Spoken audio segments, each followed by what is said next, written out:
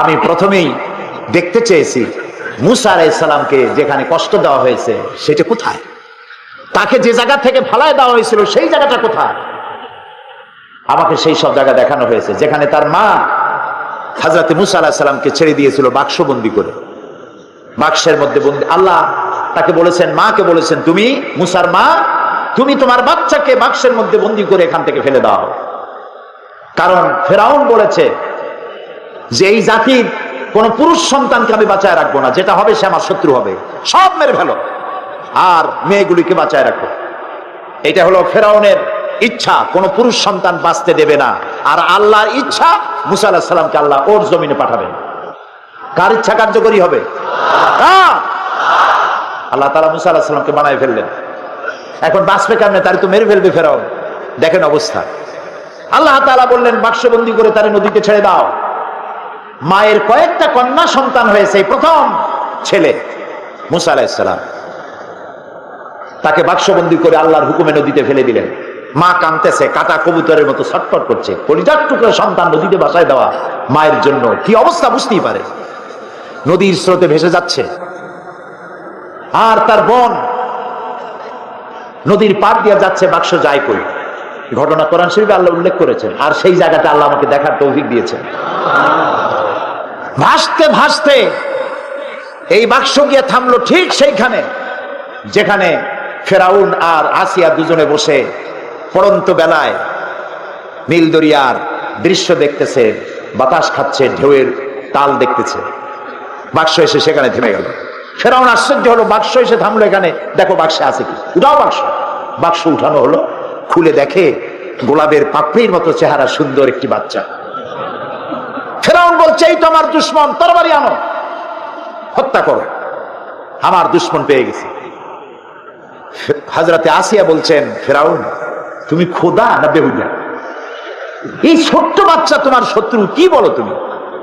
আমাদের তো কোনো বাচ্চা কাচ্চা নাই, মনে হয় আল্লাহ তাআলা আমাদেরকে এই বাচ্চাটা দিয়েছেন, চলো এটাকে আমরা লালন পালন করি, তুমি এর মারি মারি। বাচ্চা নিয়ে গেল বাড়ি। দেখেন অবস্থা। এখন বাচ্চারে দুধ খাওয়াইতে হবে। যেই বাচ্চা পুরুষ সন্তান বাঁচতে দেবে না যে ফেরাউন, সেই ফেরাউন এই বাচ্চারে দুধ খাওয়াবার জন্য পাগল হয়ে গেছে। ধাত্রীগুলো ডাকা হলো, কোন ধাত্রীর কোলে সে ওঠে না, বাচ্চা কারোর দুধ মুখে নেয় না, খালি কাঁদতেছে।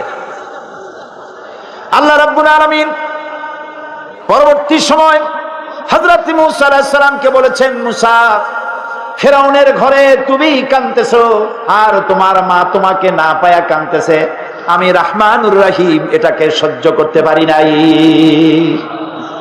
বোন গিয়ে বলছে ফেরাউনকে, জাহাপানা আমার কাছে একটা ধাত্রীর খবর আছে, ওই মেয়ে লোকটা যে কোনো বাচ্চা কোলে নিয়ে দুধ খায়। ফেরাউন বলছে, নিয়ে আসো, যত টাকা লাগে দেবো। বোন গিয়ে তার মায়ের নিয়ে আসছে। মা এসে বাচ্চা পেয়ে গেল, বাচ্চা কোলে নিল, বাচ্চা দুধ খাওয়া আরম্ভ করলো। ফেরাউনের বাড়িতে পয়সা দিয়া, টাকা দিয়া ফেরাউন রাখলো আর দুধ খাওয়াইলো। মুসা আলাইহিস সালাম একটু বড় হলেন, একটু বড় হয়েছে, নাদুস নুদুস চেহারা। ফেরাউন কোলে নিয়েছে, পয়গম্বরী চেহারা তো, সলিমুদ্দি কসিমুদ্দি মার্কান। মুসা আলাইহিস সালামের চোখ, তার ঠোঁট, তার ললাট, তার গন্ডদেশ, আল্লাহর পয়গম্বর। আল্লাহ তাআলা মুসা আলাইহিস সালামকে বলেছেন, মুসা তুমি ভয় পাও, আমি তো তোমাকে আমার জন্য বানাইছি। সুবহানাল্লাহ। এই কোরআন শরীফে আল্লাহ বলছেন, আমি তোমাকে আমার জন্য বানাইছি। ফেরাউন কোলে নিয়ে মুসা আলাইহিস সালামের মস্তক উঁচু করে করে ঠোঁটটা নামায় দিল। মুসা আলাইহিস সালামের ঠোঁটে ঠোঁট লাগাইয়া চুমা দিবে।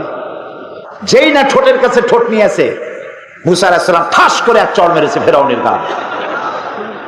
ফেরাউন আছাড় মেরে ছেড়ে দিল বাচ্চাকে, বললো যে সত্যিই আমার দুশ্মন, তরবারি আন, কেটে ফেলবো। আসিয়া বলছে, তুমি তো সত্যি একটা বদ্ধ পাগল, কি আর খোদা তুমি, তোমারে খোদা যারা মানে ওগুলোও পাগল।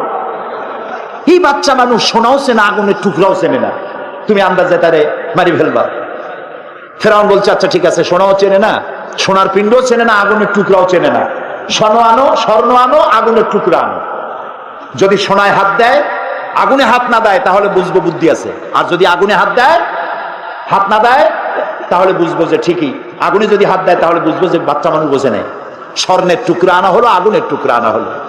মুসা আলাইহিস সালাম আগুনের দিকে হাত না দিয়া সোনার দিকে হাত বাড়াতে যাচ্ছিলেন, আল্লাহ ফেরেশতা দিয়ে তার হাত আগুনের দিকে দিয়ে দিলেন। আল্লাহ তাআলা বলছেন, মুসা রে, এইরকম করে আমি তোমাকে লালন করেছি, মুসা আলাইহিস সালাম বড় হলেন, সেই জায়গা দেখলাম এবং ওখানেও চলে গেলাম।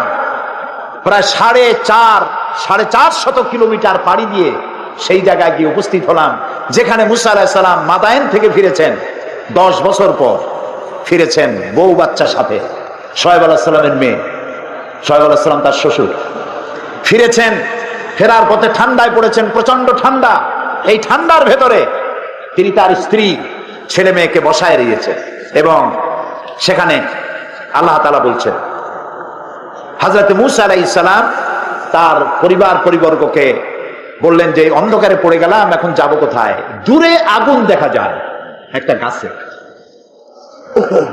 ইজরা নারান ফাকালা লিআহলিহিম কুতু ইন্নী আনাস্তু নারান লাআল্লী আতীকুম মিনহা বিকাবাসিন আও আজিদু আলান নারি হুদা।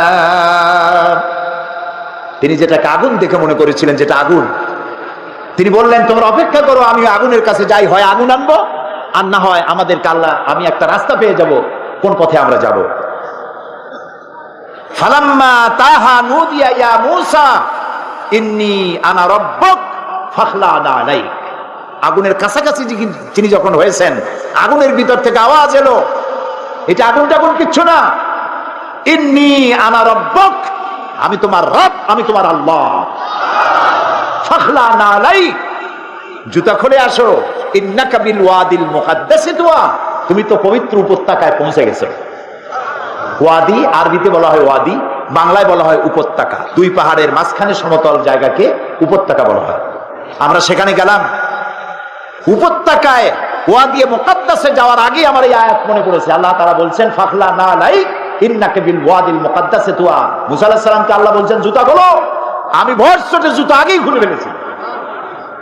ওয়াদি মুকাদ্দাসে আমরা গেলাম, সেখানে আজান দিয়ে জোহরের নামাজ পড়লাম, আর ওই গাছের কাছে গেলাম। সে গাছটা এখন নাই, কিন্তু যেখানে আল্লাহ তাআলা মুসা আলাইহিস সালামের সঙ্গে কথা বলেছিলেন সেই জায়গায় পৌঁছে গেলাম। আমার জীবন ধন্য হলো, সেই জায়গাটি দেখতে পেলাম যেখানে আল্লাহ কথা বলেছেন মুসা আলাইহিস সালামের সাথে। মুসা আলাইহিস সালাম আল্লাহর সঙ্গে কথা বলতে গিয়ে তিনি আল্লাহর আওয়াজ শুনে বলছেন, আয় আল্লাহ, আমি তো তোমার দেখতে চাই, আমি তো তোমার দেখতে পাচ্ছি না। রব্বি আরিনি, আয় আল্লাহ, আমি তোমার দেখতে চাই। আল্লাহ তাআলা বললেন লান তারানি, কখনো তুমি আমাকে দেখতে পাবে না। মুসা আলাইহিস সালাম আবদার করলেন, আল্লাহ, আমি তোমারে দেখতে চাই। আল্লাহ তাআলা বললেন, আচ্ছা, একটা টেস্ট হোক, দেখতে পারবা কিনা।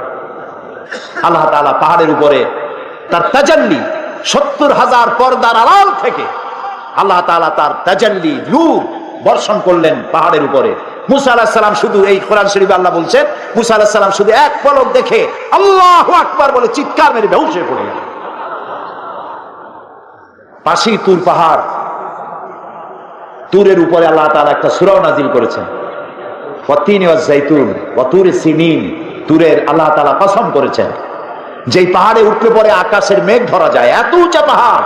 এই পাহাড়ের উপরে 40 দিন তিনি ইতিকাফ অবস্থায় ছিলেন এবং সেখানে তওরাত নাযিল হলো। সে জায়গা আল্লাহ দেখার তৌফিক দিলেন।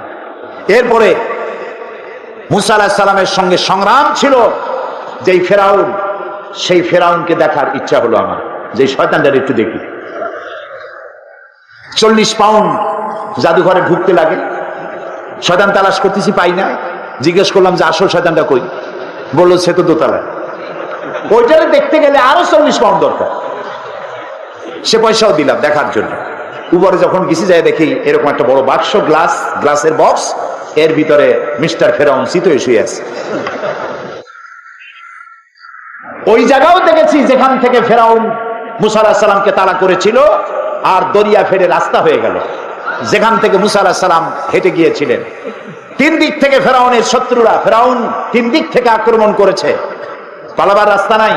সাথী সঙ্গীরা বলছেন, ইয়া মুসা ইন্না লামুদরাকুন, আমরা তো পাকড়াও হয়ে গেছি, পালাবার পথ নাই। হযরতে মুসা আলাইহিস সালাম বলেন, কাল্লা রব্বি সায়াহদিন, কখনো নয়, চিন্তা করো না, আল্লাহ রাব্বুল আলামিন আমাদের জন্য পথ বের করে দেবেন। লক্ষ্য করছেন, 3 দিকে শত্রু, একদিকে দরিয়া, পালাবার কোনো রাস্তা নাই। হযরতে মুসা আলাইহিস সালাম বলছেন, ভয় পাইও না, পথ দেখায় দেবে কে বলেন? আল্লাহ পাক পথ দেখিয়ে দিবেন। রাস্তা তৈরি হয়ে গেল, মুসা আলাইহিস সালাম রাস্তার ভিতর দিয়া চললেন, দরিয়ার অর্ধেক পর্যন্ত এসেছেন। ফেরাউন তার দলবল নিয়ে এসে দেখে বিশাল রাস্তা, ওই রাস্তা দিয়ে ওরাও নামছে। ঠিক মাঝখানে যখন এসেছে, আল্লাহ তাআলা বলছেন, দরিয়াকে হুকুম করলেন বন্ধ হয়ে যা, বন্ধ হয়ে যা। এটা তো বলার দরকার নেই। আল্লাহ যখন কিছু ইচ্ছা করেন কি বলেন? হয়ে যা, দিনান দেয়ার হয়ে যায়। দরিয়া বন্ধ হয়ে গেল। সাথী সঙ্গী যা ছিল সুবনি খাইয়া মরিয়া সব শেষ। ফেরাউন ডুবতেছে আর উঠতেছে, পানি খেতে খেতে পেট একেবারে পোটকা মাছের মতো মোটা হয়ে গেছে। ফেরাউন বলছে, আমানতু আন্নাহু লা ইলাহা ইল্লাল্লাযী আমানাত বিহি বানু ইসরাঈল। হায় আল্লাহ, আমি ঈমান এনেছি ওই আল্লাহর উপরে যে আল্লাহর উপর ঈমান এনেছে বনি ইসরাঈলেরা। আল্লাহ, ওয়া আনা মিনাল মুসলিমিন, আর আমি তো একজন মুসলমান, আমার সুবাহ কেন, এই তো কালেমা পড়লাম। আল্লাহ তাআলা বলছেন, আন আন ওয়াকাদ আসাইতা ক্বাবলু ওয়া কুনতা মিনাল মুফসিদিন। এখন তুমি বলছো আমি মুসলমান, অথচ তুমি বছরের পর বছর ধরে আমার বান্দাদের উপরে জুলম করেছো, অত্যাচার করেছো। ওয়া কুনতা মিনাল মুফসিদিন। লক্ষ্য করুন, ফেরাউন বলছে আনা মিনাল মুসলিমিন, আমি তো একজন মুসলমান, মুসলমানদের মধ্যে আমি একজন। আল্লাহ বলছেন অকুনতা মিনাল মুফসিদিন, তুই তো সন্ত্রাসী। আল্লাহ তাআলা বলেন, আমি তোমাকে আজকে শুধু মারবই না, আলিয়াউমা নুনাজ্জিকা বিবাদানিক, আমি তোমাকে শুধু মারবই না, আমি তোমার শরীরকে হেফাজত করব। পানিতে তোর শরীর পচবে না, পানির প্রাণীগুলি তোরে খাবে না, মাটিতে পচবে না, আমি তোমার দেহকে শুটকি বানায় রাখবো। কিয়ামত পর্যন্ত যত স্বৈরাচার পৃথিবীতে আসে তারা যেন তোমার থেকে উপদেশ নিতে পারে। ফেরাউনের লাশের কাছে দাঁড়িয়ে কোরআনের আয়াত আমার মনে পড়লো। দেখতে পেলাম ফেরাউনের একটা দাঁত দেখা যায়, চোখের সাদা অংশ দেখা যায়, মাথায় কিছু চুলও আছে, এখন হাতের দুই একটা নখও আছে, হাত পাও বাইর করা, বাকি বডিটা কাপড় দিয়ে জড়ানো। কোরআন তার কথা যে কত সত্য চিরন্তন, এসব জিনিসগুলি দেখলে স্পষ্ট হয়ে যায়। আল্লাহর মেহেরবানি, আমার মিশর সফরের সময় আল্লামা বদরুদ্দিন আইনি রহমতুল্লাহ আলাইহের মাজার জিয়ারত করার সুযোগ হলো। ইমাম শাফি রহমতুল্লাহ আলাইহির মাজার, ইমাম ওয়াকি, হযরত হারুন আলাইহিস সালাম, ইলিয়াস আলাইহিস সালাম, হযরত লোকমান, হযরত আবু দারদা রাদিয়াল্লাহু তাআলা আনহু, তাদের কবর জিয়ারতের সুযোগ হলো। এবং সেই মসজিদেও নামাজ পড়লাম, যেই মসজিদ হযরত আমর ইবনুল আস রাদিয়াল্লাহু তাআলা আনহু মিশর বিজয় করে মসজিদ তৈরি করেছিলেন। খতমে কোরআনের রাতে রমজান মাসে এখানে 5 লাখের উপরে মুসলমান নামাজে শরীক হয়। এত বড় বিশাল মসজিদ। প্রিয় ভাই সব, এই কথাগুলি আনলাম আমি এই কারণে, আল্লাহ তাআলা বলছেন আস-সাইহুন, পরিভ্রমণকারী, তওবাকারী, ইবাদতকারী, প্রশংসাকারী এবং পরিভ্রমণকারী, দিনের দাওয়াত নিয়ে সর্বত্র ছড়িয়ে পড়া। এবং এই দাওয়াত দিতে গিয়ে যত বিপদ আসে, সমস্ত বিপদ হাসি মুখে বরণ করা, কৌশলের সাথে বিপদের মোকাবেলা করা, এটা মুসলমানের কাজ, ইমানদারের কাজ। দাওয়াত পৌঁছানো, সকলের কাছে দাওয়াত দেওয়া। এরপরে 5 নম্বরে বলা হচ্ছে আর রাকিউন আস-সাজিদুন, রুকুকারী আর সেজদাকারী, অর্থাৎ নামাজ আদায়কারী। নামাজ আল্লাহ তাআলা সমস্ত ইবাদত দিয়েছেন জমিনে, শুনতেছেন? কালেমা, হজ, যাকাত, এসব কোথায় দিয়েছেন? জমিনে। নামাজ কোথায় দিয়েছেন? আরশে আজিমে। এই নামাজ আল্লাহ তাআলা ফরজ করেছেন। নবী করিম সাল্লাল্লাহু আলাইহি সাল্লামের মেরাজে আল্লাহ তাআলা তাকে এই নামাজ যখন হাদিয়া দিলেন, তিনি ফেরার পথে মুসা আলাইহিস সালামের সঙ্গে দেখা হলো। তিনি জিজ্ঞেস করলেন, আল্লাহ তাআলা আপনাকে কি দিয়েছেন? তিনি বললেন, আমার উম্মতের জন্য 5 ওয়াক্ত নামাজকে, 50 ওয়াক্ত নামাজকে তিনি ফরজ করে দিয়েছেন। মুসা আলাইহিস সালাম বললেন, সর্বনাশ, আমি তো বনি ইসরাইল নিয়ে বহু বছর কাটাইছি, মানুষ যে কত বেকায়দা, 50 ওয়াক্ত নামাজ আপনার উম্মতেরা পড়তে পারবে না, আপনি কমায় আনেন। তিনি গেলেন এবং আল্লাহর কাছে বললেন, আল্লাহ তাআলা 10 ওয়াক্ত কমায় দিলেন। আবার আসলেন, আবার গেলেন, আবার আসলেন, আবার গেলেন, থাকলো কত? 5। মুসা আলাইহিস সালাম বলেন, আমি আশঙ্কা করি এই 5 ওয়াক্তও পারবেন, আপনি আরো কমান। নবী করিম সাল্লাল্লাহু আলাইহি সাল্লাম বললেন, আমি আল্লাহর কাছে আর যাইতে পারবো না, আমার শরম করে। আল্লাহ দিলেন 50 ওয়াক্ত, আপনার বারবার ইনসিস্ট করার কারণে আমি গেলাম, আল্লাহ কমাইতে থাকলেন, আমি আর পারবো না কমাইতে। আল্লাহ রাব্বুল আলামিন বলেন, নবী আমি আপনাকে 50 ওয়াক্ত নামাজ আপনার উম্মতের জন্য ফরজ করে দিয়েছিলাম, কমাতে কমাতে 5 ওয়াক্ত আনা হলো।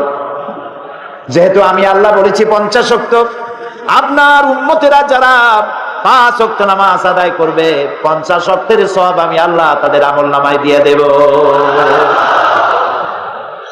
তাহলে যে ব্যক্তি নামাজ আদায় করলো সে 50 ওয়াক্ত গেইন করলো, সুবহানাল্লাহ বলেন।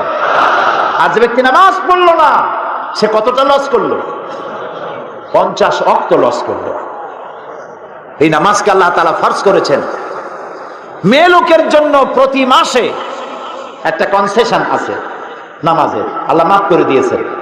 তার পিরিয়ড যখন আসবে পড়া লাগবে না, আল্লাহ মাফ করেছেন, আলহামদুলিল্লাহ। এটা মেয়েদের জন্য কনসেশন আল্লাহর পক্ষ থেকে। কিন্তু পুরুষ 2 অবস্থা, পাগল, বেহুশ, এই 2 অবস্থা ছাড়া পুরুষের জন্য নামাজ কোন অবস্থায় মাফ নাই। আল্লাহর নবী বলেন, মান তারাকা সালাতান মুতাআম্মিদান ফাকাদ কাফারা, ইচ্ছে করে যে নামাজ ছেড়ে দিল সে কুফরি করলো।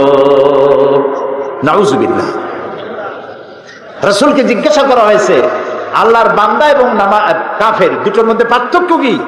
রাসূলুল্লাহ বলেছেন, নামাজ। নামাজ, যে ব্যক্তি নামাজ পড়লো সে ব্যক্তি আল্লাহর বান্দা, যে নামাজ পড়লো না সে কুফরি করলো। নামাজ না পড়া কুফরি, নামাজ না পড়া কি? রাসূলুল্লাহ বলছেন, লা দীনা লিমান লা সালাতা লাহু, যার কাছে নামাজ নাই তার কাছে দ্বীন নাই, ঈমান নাই, চরিত্র নাই, কিচ্ছু নাই।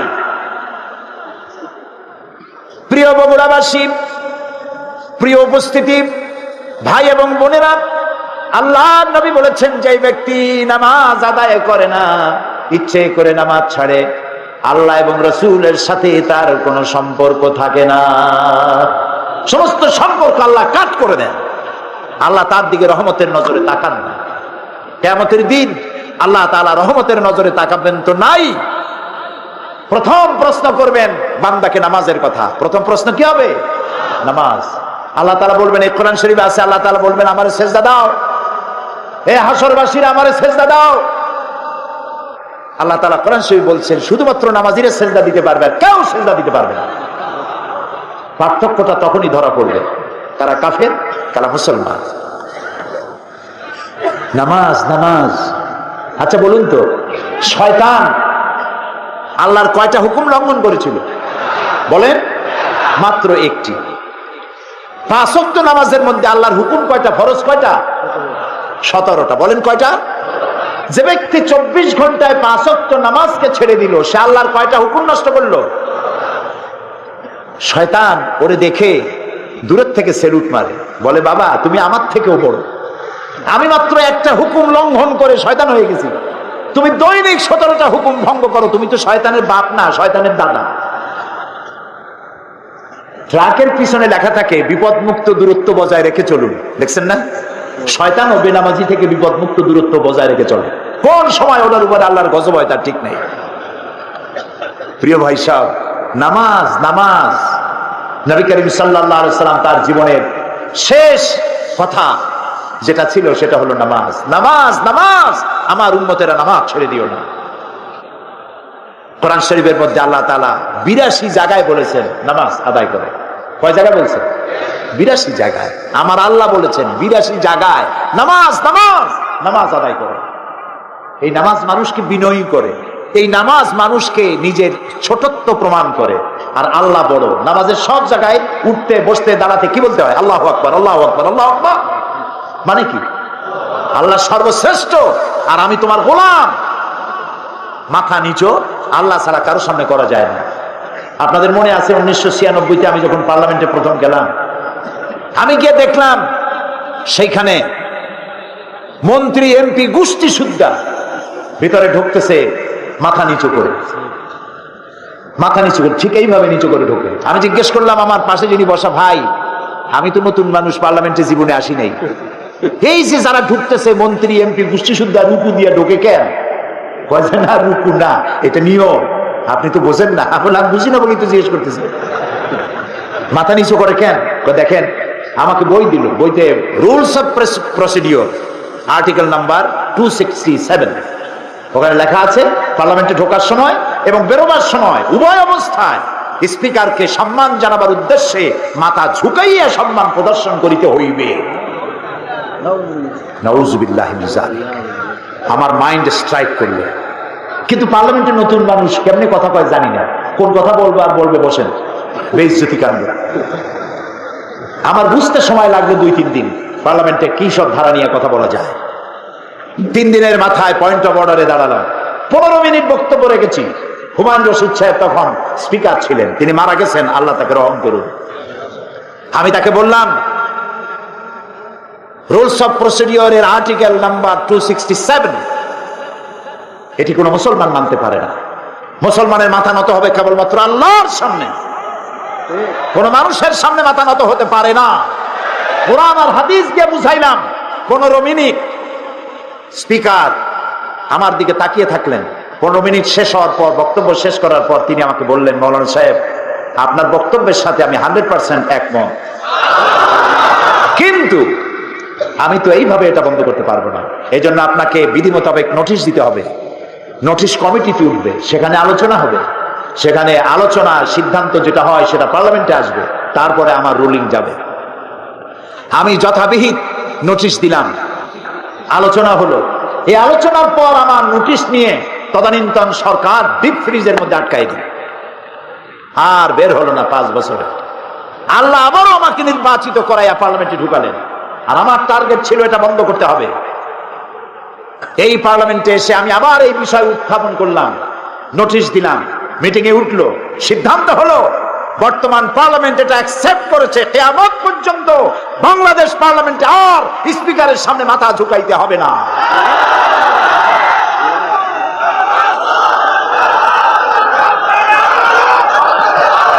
প্রিয় ভাই সব, মানুষ মুসলমান মাথা নত করবে কেবলমাত্র কার সামনে? আল্লাহ ছাড়া কারো সামনে মাথা নত করা যাবে না। আর নামাজ একমাত্র সিস্টেম যার মধ্য দিয়ে নিজেকে ছোট করা যায়। আল্লাহ সব থেকে বড়, আমি ছোট। এই ছোটত্ব, অহংবোধ, নিজের অহংবোধ, এটাকে মাটির সাথে মিশাবার জন্য এ পর্যন্ত হাত তুলে দাঁড়ায়। মানুষ যখন নামাজে দাঁড়ায় আসামির মতো হয়ে যায়। রুকুতে গেল, নিজের অস্তিত্ব আরো অবনমিত হলো। সেজদা যখন দিল তখন তার অহংকার মাটির সাথে মিশে গেল। আমি সেজদা দিয়ে বললাম, আল্লাহ তুমি শ্রেষ্ঠ, আমি তোমার গোলাম। আল্লাহ রাসূল বলেছেন, প্রশ্ন করা হয়েছে, রাসূল বান্দা আল্লাহর নিকটবর্তী হয় কখন? নবী করিম সাল্লাল্লাহু আলাইহি ওয়াসাল্লাম বলেছেন, বান্দা যখন সেজদা দেয় একদম আল্লাহর কাছে চলে যায়। রাসূলুল্লাহ বলছেন, আমার উম্মতেরা ও সাহাবীরা যখন সেজদা দিবা তখন মনে করবা তুমি তোমার মাথা আল্লাহ তাআলার কদম মোবারকের উপরে রেখে দিয়েছো। সেজদা দিয়ে মনে করবেন, আল্লাহ আমি আমার মাথা আপনার পায়ের উপরে ছেড়ে দিচ্ছি। সুবহানাল্লাহ। এরকম সেজদা দিয়ে দেখেন, সেজদায় কত মজা।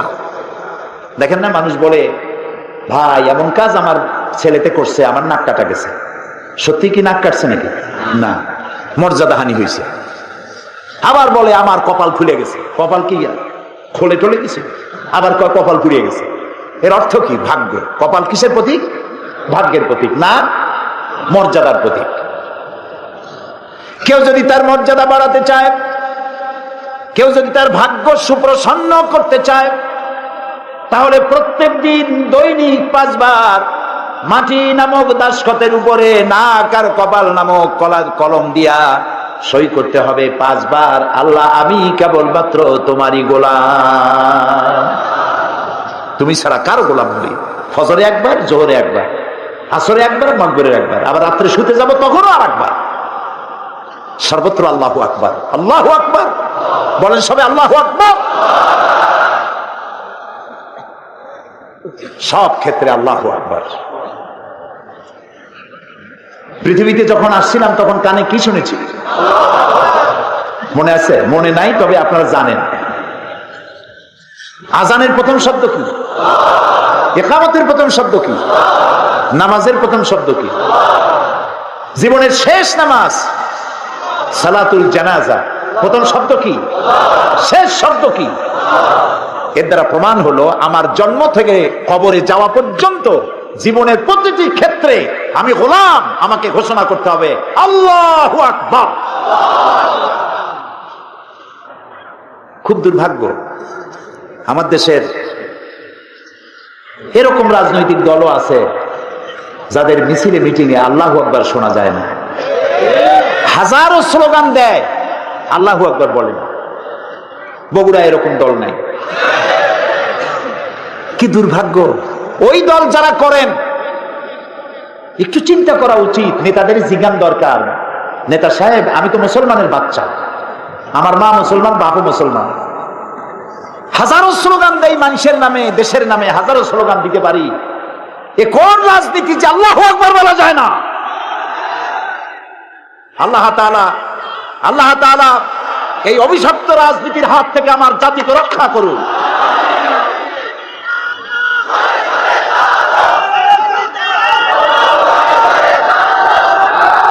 প্রিয় ভাই সব, সুতরাং নামাজ, 5 ওয়াক্ত নামাজ আমরা জীবনে আর ছাড়বো না। যুবকেরা, অনেক যুবক মনে করে এখন তো যৌবন কাল, একটু বিয়ে টিয়া করি, বাচ্চা টাচ্চা হোক, তারপরে ধীরে ধীরে নামাজ ধরবো।